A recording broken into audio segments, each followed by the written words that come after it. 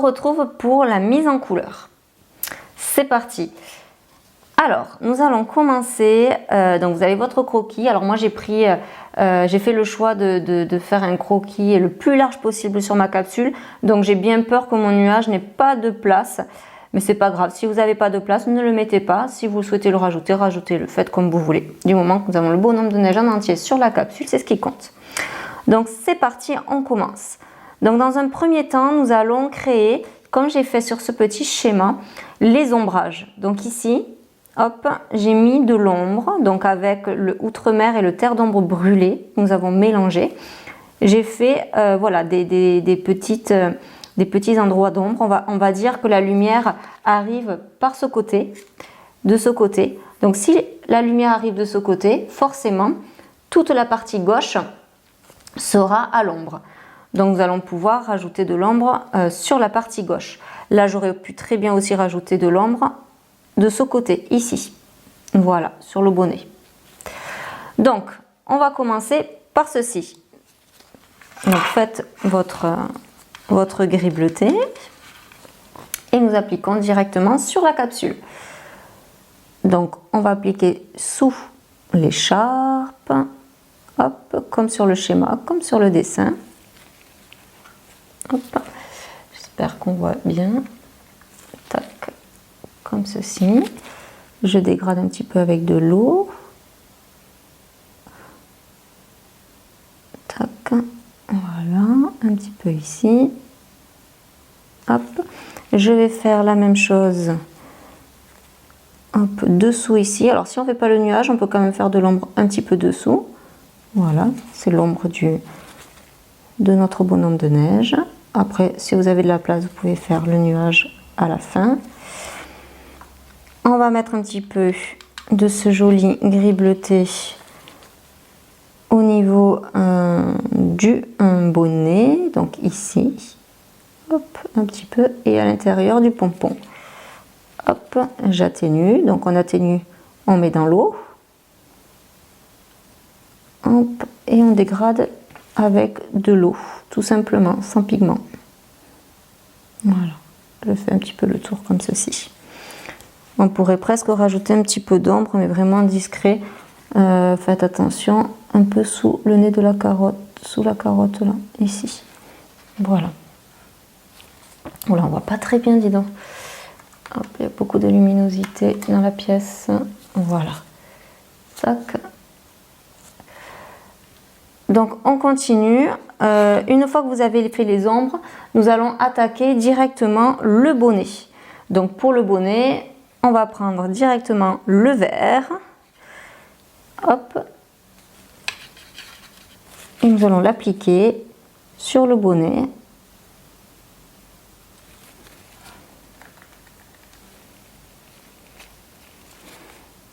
Hop.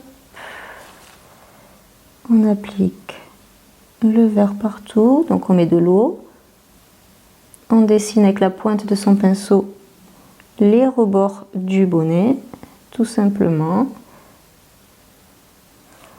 Voilà, de l'autre côté. Donc on déplace le pigment avec le bout du pinceau. Voilà. Faites attention de ne pas avoir un bonnet trop petit, parce que s'il est trop petit, c'est pas joli.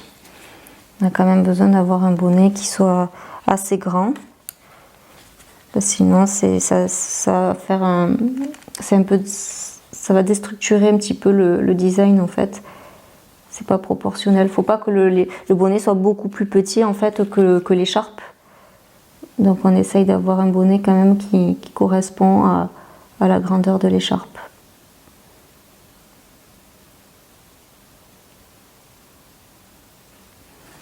Voilà.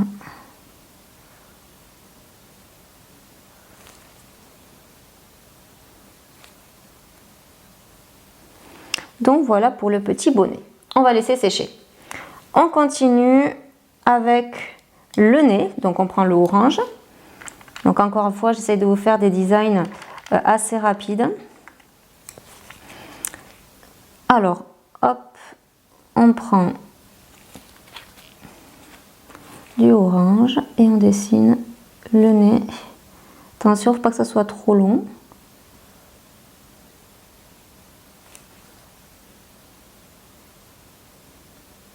Et une carotte a des traits quand même qui sont assez doux. Donc faites attention de ne pas faire des bâtons, des traits trop droits. Attention, c'est ça le charme de l'aquarelle, c'est qu'on ne fait pas des choses bien droites, carrées, parfaites. C'est pas ça l'aquarelle. L'aquarelle, on est toujours sur un esprit croquis, un esprit de flouté, voilà, des choses comme ça. Hop, on continue. On pourra revenir après sur le nez, faire un peu plus foncé si besoin. On va faire l'écharpe. Donc l'écharpe, attention, c'est des rainures. Donc les rainures, faites attention dans ce sens. On suit le mouvement de l'écharpe qui est plié, surtout qu'ici il y a un petit repli. Alors voilà, donc si vous le souhaitez, vous pouvez faire le repli avant. D'ailleurs, on va le faire, comme ça au moins on est sûr. Hop, donc là on le fait avec le gris bleuté. Au moins il n'y aura pas d'erreur de fait. Alors refaites-en, moi j'en avais pas fait assez, donc je vais en refaire un petit peu. Voilà. Tac. Allez, c'est parti. Donc, ici, vous avez votre écharpe. Donc, je la dessine avec ici un petit pli. Un petit pli, voilà. Et de l'autre côté, c'est exactement pareil. On a fait un petit rebord, un petit pli. Pour donner un peu plus, quelque chose de plus sophistiqué. Voilà, comme ceci. Tac. Hop, là, on a le bord de la tête. Hop, on peut même faire le dessus de l'écharpe ici. Hop. Essayez d'éviter de faire des traits trop droits, parce que quand c'est trop droit, ça enlève un côté trop... faut vraiment qu'il y ait un côté de mouvement. Voilà. Quand vous faites droit, on perd ce côté de enfin, on perd le mouvement. Ça fait trop, comme si on tirait les traits à la règle. C'est pas top, ça ne rendra pas très bien.